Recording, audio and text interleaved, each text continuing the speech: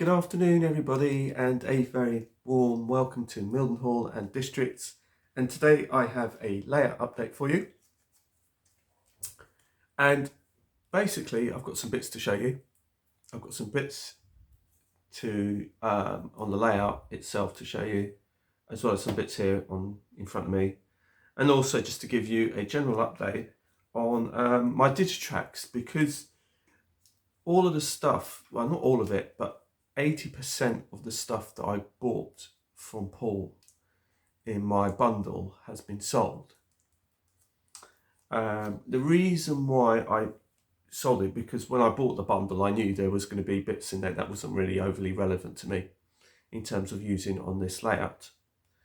So basically I bought it as almost like a job lot and basically dissected it and sort of put the stuff I wanted over here and the stuff I didn't really want over there, and then basically try and see if I can recoup the money that I spent, which wasn't a huge amount to begin with Paul, to be fair.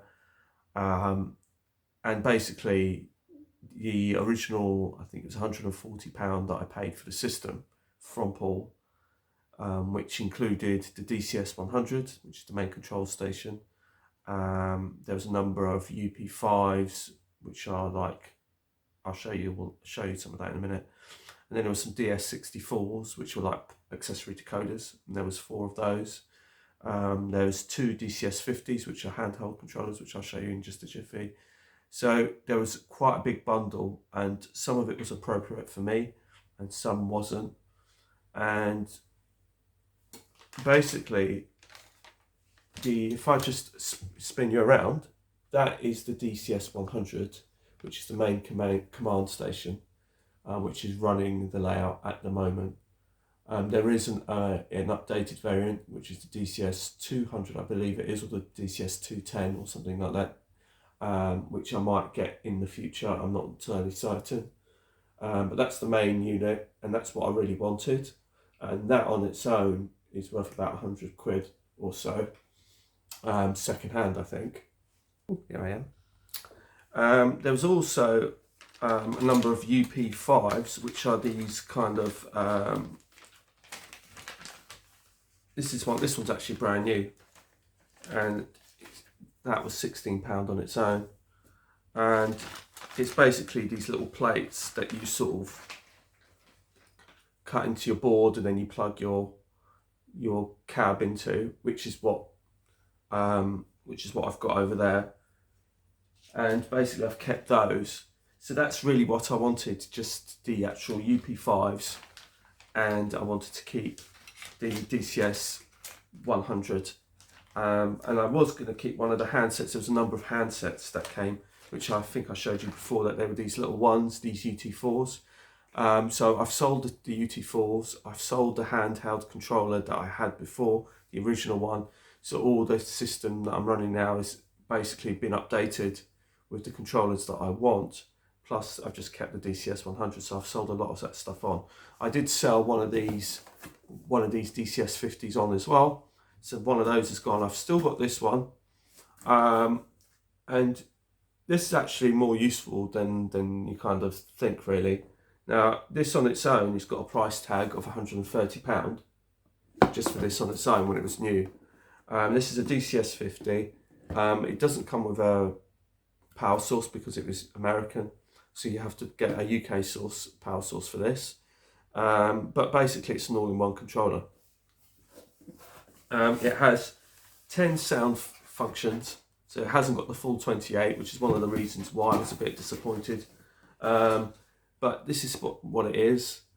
But what I do love about this is, like I said, I do love the fact that it's got these little buttons here, and I love the way you control the trains via that. And it can be used for DC, DCC. So to be honest, I think this is actually better as a DC, a really good DC unit. So for those who run DC, I think this is an absolute great unit, because you can run DC locomotives on this. And the thing is, and it was still, and some DC locos do actually have sound built into them, some of the newer ones. So you can still run those some limited sound functions off of it. Whereas for DCC, it's only got 10 sound functions. It's not really all that great. although like I said, it's still great as a DCC system too. It's an all-in-one system. But I sold one of these on.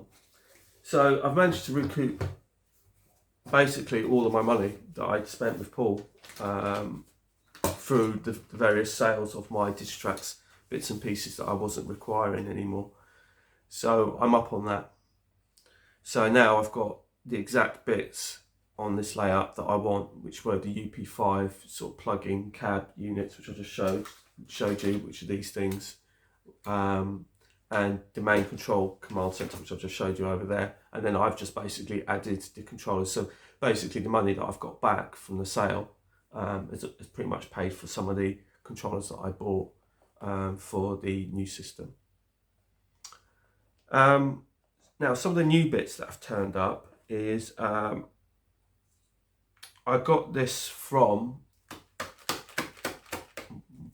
let me see, I think he's over there. Hang on a second.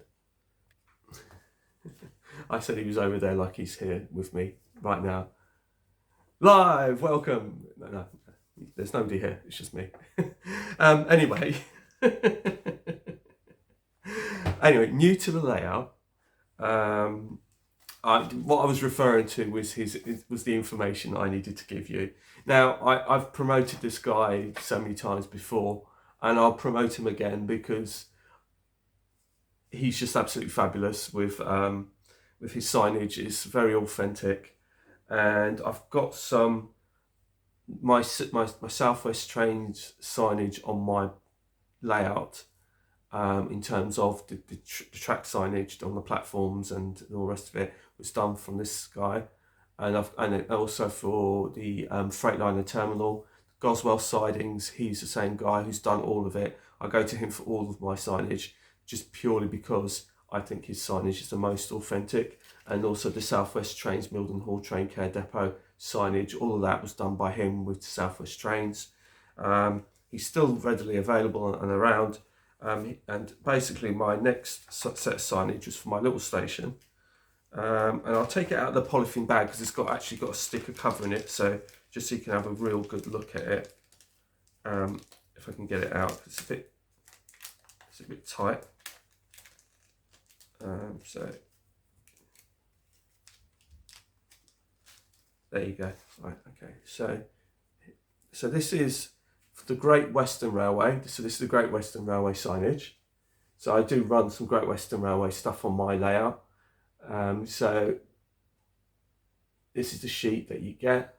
I could take this to my local printers, which I have done in the past, and got photocopies. If I do need more, I can just take the original back and get some more photocopies done. But this should be enough for what I need. So this is for the Great Western Railway, and it says Wigmore Station, so that's what that station is at the back in the bedroom. Like I said, he's more than accommodating. He's helped me out with customised signage in the past. So again, once again, if you are not familiar with him and you are interested in his signage, he is on eBay, and it's Eagle One Model Rail Signs, and that's the email address for him. Now, like I said, I can't fault him at all. He's always been really accommodating and really helpful. Like I said, I'm not promoted by him or sponsored by him by any stretch of the imagination, but credit where credit's due. He does do a fabulous job, and the signage does look very, very authentic on the layout. And let me just show you some of the Southwest Trains signage that he has done for me as well, which is to hand. So here is some of the Southwest Trains signage that he's done for me, and this is very the font's great. It looks really authentic. It's absolutely fabulous. I really like what he's done there. So this is the Train Care Depot, where I've got my two 450s currently sitting here. They're running really nicely on the new section. Here is another one that he did for me, which I think looks really, really authentic. That looks absolutely marvellous, honestly. It looks so authentic. Now, whilst we're here, I'll just give you a brief mini update. I took away the crossover that I had here. It was causing me so many issues because it was at the reversing point, and so with shorts and things. So I've taken it out and just simplified it with two straights. I haven't actually finished this, as you can see. This is actually just laid and I've just been testing it. And then also whilst I'm here, some of you may not have seen this particular vehicle, this Network Rail transit van with the open door and the paper inside. It's actually got a paper on the dashboard as well. Forgive, I need to clean the roof of that transit, so hang on a second, that's just bugging me now. There you go. So here's my little Network Rail kind of sort of stash here. But yeah, so that's another little vehicle which some of you may or may not have seen, but it looks really, really great. That's actually a code-free model for those of you who are interested, which means that it's been a modified model, because basically, essentially, it was exactly the same as this one right next door. It's just that it's had the door cut out and had some interior put in and all the rest of it, which is great. So I paid a bit of a premium for this one over this one. I think this one's something like about £6.95 or something like that, whereas the Transit on the right is I think it was about £14 or £15. Meanwhile, back over here, I've got some new coaches to show you. Now, these are mainly for my sleeper service, my sleeper train. And I wanted to get some matching coaches because basically I've got the First Great Western Blue Mark III sleeper coaches. And I've seen some green ones which I really like. They were Kerno models, limited edition some time back. There's 2 sets going on eBay at the moment, but they're just silly money, crazy money. They want £350, I think it is. One of them, yeah, thereabouts. One was currently bidding at £325, and that was a brand new pack of 3. And there's a second one on there going for about £349 or best offer for pre-owned. But that's just crazy money, just for 3 coaches. Although they're the green ones, green sleeper, which are really difficult to get hold of, but I think that's why they're just going for such a premium, but still I'm not paying that money. But I did manage to get 3 sleeper coaches for less than half the price of that. So so it just goes to show you. So I was quite lucky. So I've managed to get another 3 coaches. So to make up, I mean, I can actually have another Mark III sleeper coach to make the full set, but I've got 6 in total, which I think will be fine. So this is one of the coaches here. I was looking at on YouTube some of the consists for the Mark III Riviera, Night Riviera train. And so I've basically essentially got the full set minus 1 sleeper coach, but I'm quite happy with that. That's fine for now. I think that would look perfectly fine on my layout, to be honest. If I can get hold of another one, maybe I might do. Depends. So then there's this one, which is a buffet. So that's a buffet one. And then there's another Mark III coach as well. So what I'll do is I'll get this all set up so you can see them more properly. Something else that's new for the layout, which is a quirky little thing. I had thought about getting one when they originally released them, but I missed out and I managed to get hold of this one. This one's actually brand new, and this is a TTS vent van. And those of you who haven't come across it, basically it just provides ambient sounds for the layout. It's kind of a bit like the one that March West TMD Junction had sort of recommended some time ago, which was the Gauge Master one. And I do have that one, and that one's sitting at Goswell Sidings, whereas this one's going to go at the other end at Wigmore Station on the country end, and then that will provide the ambient sounds over that end. So this has got a full range of sounds in it. I have tested it and it does work, but I haven't wired it in properly yet onto the piece of track it needs to go on. So, and I'll explain that in just a moment. So here we are at Goswell Sidings, and this is, just to quickly show you, this is one of the units that came with as part of the deal, which I'm still using. This is a UR93, so this is like an infrared kind of a bit kind of, I think it's kind of like what the Bachmann Dynamis was, that you just use infrared to communicate with that. But you can still use it as a loconet, which is what I've done here in any way. So I've kept that one. So that's just another one. So that's just one of the few bits and pieces that that's how I can sort of use my Digitrack system. And this is one of my new controllers that I've got, which is really nice. It's like the updated version of the UT4, and which is the analog version. This is like a fully digital one, and I spend a lot of time playing with this one because I find that being here in the middle at Goswell Sidings, I can keep track of the trains going between the two areas from the front end to the back end of the flat. So, but I do love this little unit. It's absolutely fabulous and easy to use. And then that sits in its cradle over there. But what I really wanted to show you was, again, actually, whilst we're here, I don't know how well this is going to pick it up. Oh, sorry, I'm just kicking the place apart. But you can see that there's some Goswell sidings there, signage, and then there's another one over there, which is also done from the same chap, Eagle One model signs. But the other thing I wanted to show you was this bit here. Let me just pull you out a bit. Originally, I did have a crossover which went straight across to there. It was a double slip that was in here. But now I've taken it out because that was one of the points where I was having problems with the shorts. So I took it out completely. So basically it's just one big loop all the way around the flat. So that's why this needs to be, it was originally ballasted to this area, but it now needs to be reballasted. So since I made the changes, but because I've been doing some testing, I haven't actually ballasted yet until I'm totally happy with the arrangement. And actually that double slip that was there has now gone over there, so that gives me another little option in terms of how the trains come in and out from the main line and across the back here and onto the siding there. So basically I've got more options now. So I haven't wasted the double slip, so it's still there.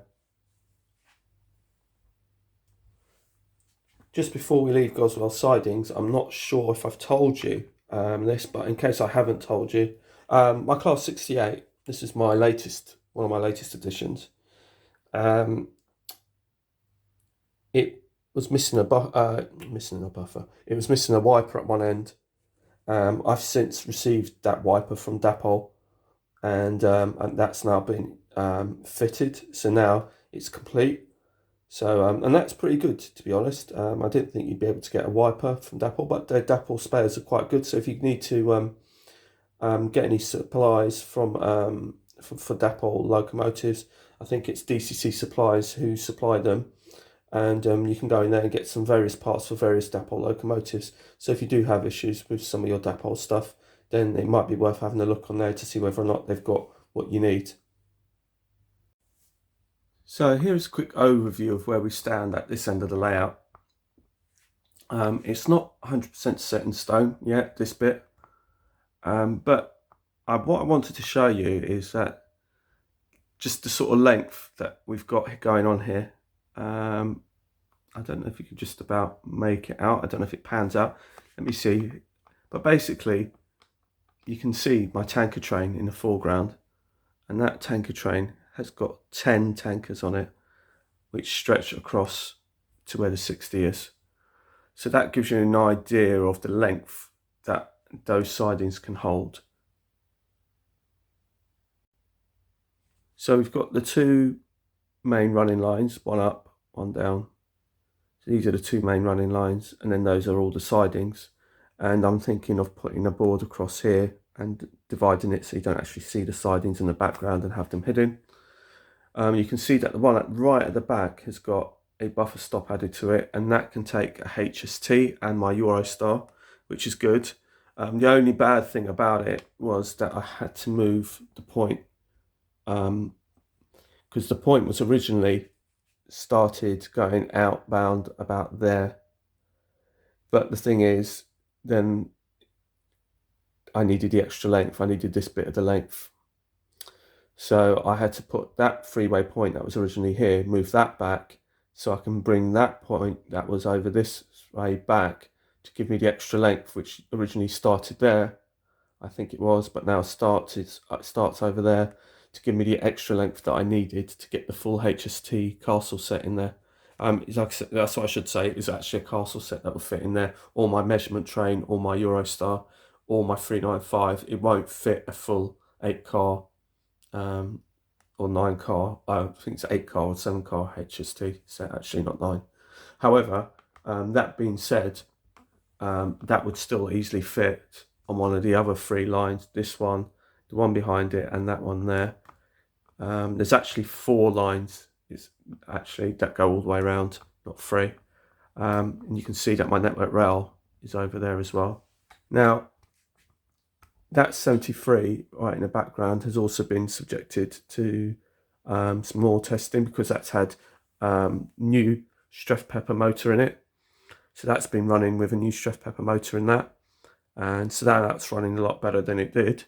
A lot more reliable than it did. And as you can see, if I just pan you around, you can stretch to see how far the siding has gone. So that's as far as it goes, up to there. And where that 60 is, that 60 has been subjected to a TTS chip. And the 66 behind it is just parked up there. But basically, that would be hidden because there'd be another board kind of coming up there. And then we've got this mini little siding. So when the trains finish at Wigmore, they can just pull in and park in here. So another little update along here is I've put the skirt down. Actually, if I just sort of zoom out, just to tidy it up and hide what's behind there. And that just wraps around. I've got some more Mildenhall District signage along here. There is some Southwest Trains signage along there. And then what I've done is I've also added this rail here, but it's not actually connected to the main rail, because the idea is that this is supposed to be some sort of disused, abandoned line. With just, it hasn't even got a buffer stop, it's just got a sleeper across it. But I haven't actually connected the wires or jumped the wires across from the main line to that line to power up the TTS vent van. I've also added, I don't think I've shown you this, but I've just added some more foliage along here. I've also added this old water tank, which I had knocking about, and so I just thought, well, that would give this station some sort of character. But yeah, like I said, I really want to get on with the ballasting along here and do a lot more along here. I mean, there's so much still to do along this section. This is nowhere near complete. I do have my rail replacement bus over there, as there's no trains running this weekend. And then we have the 64, and then we've got the 2 X4s, but one of them usually goes onto the link, but obviously when the link's down it can't be on there, so I just park it up here when it is not in use. So here in front of you is my sleeper set. At the head of it at the moment is 57603, I think it is, or 602, I can't remember which one it is, a Strommel Castle. And these are the new 3 coaches at the front here. This is how they run. And then you'd have 4 sleeper coaches at the back. And I've got 3. So, but that's plenty long enough. And for those of you who haven't seen it, I've also got that to run with it as well, which is one of my prides of the fleet, I think. Can't wait to run it properly. And that is 57604 Pendennis Castle, and it's got sound in it. It's got, I think, it's coastal DCC sound. Absolutely gorgeous machine. Like I said, it does run. It's been working. It's absolutely beautiful. Let's get it on there so you can actually have a look at it. You can see it.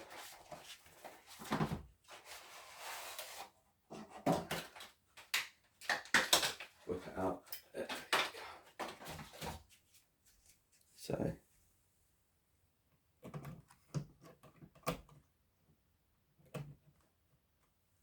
Here is said beautiful locomotive, Pendennis Castle. It is absolutely lush and it sounds fabulous as well.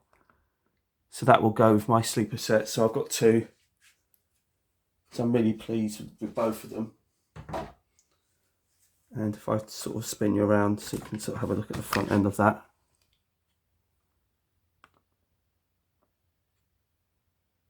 That's just awesome, that is. I just love that. So yeah.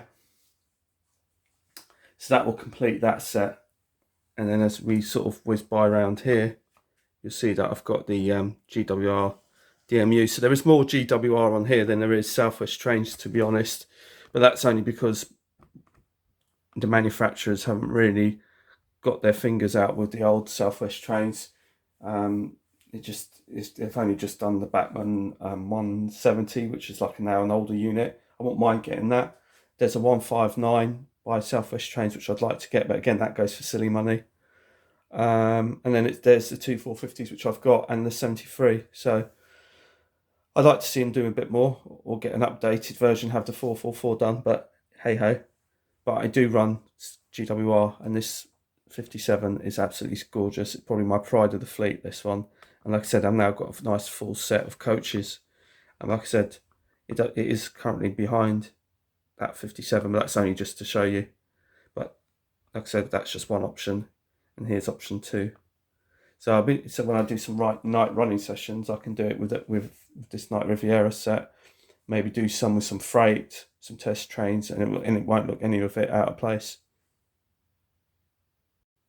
So just before we say goodbye,